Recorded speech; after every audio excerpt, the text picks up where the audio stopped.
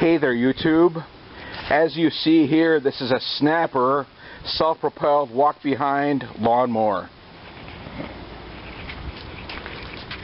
And this is the drive carriage which slides the rubber drive disc back and forth. And the rubber drive disc meshes on this steel drive plate. And as you see here, there's a pin right here that goes in and out of a metal sleeve, and the sleeve is attached to a bracket. As you're adjusting the speed, you can see the pin going in and out.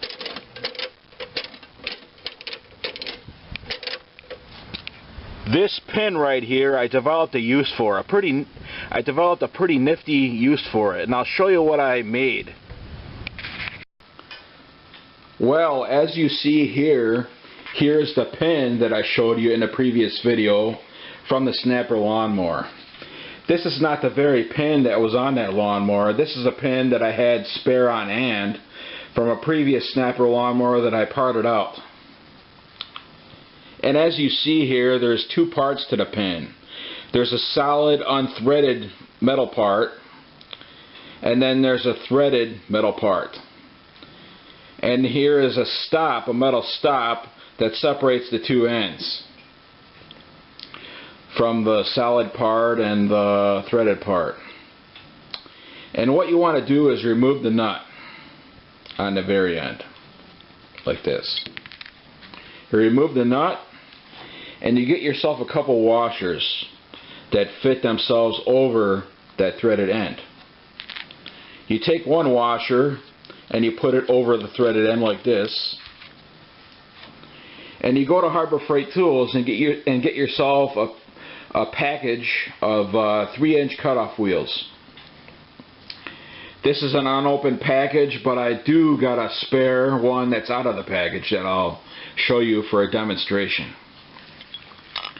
And you take this cutoff wheel and you place it over the threaded end like this. And you take another washer and you put it on top of that cutoff wheel over the threaded end. And you take your nut and you thread it on the threaded end.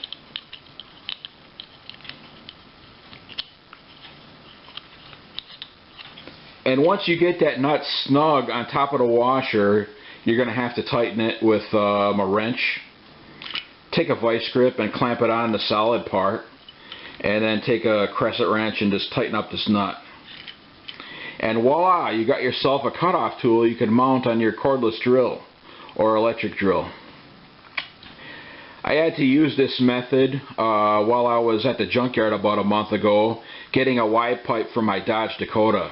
I needed something to cut the exhaust flange bolts off because most of them are rusted, and this did the trick. It was a little work, but it did the trick.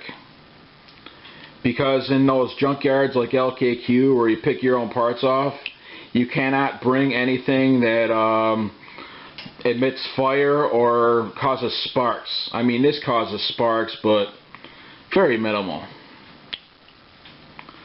So I hope that gives you guys a great tip for the next time you're going to a junkyard and you need to cut something off. Have a good afternoon. Bye.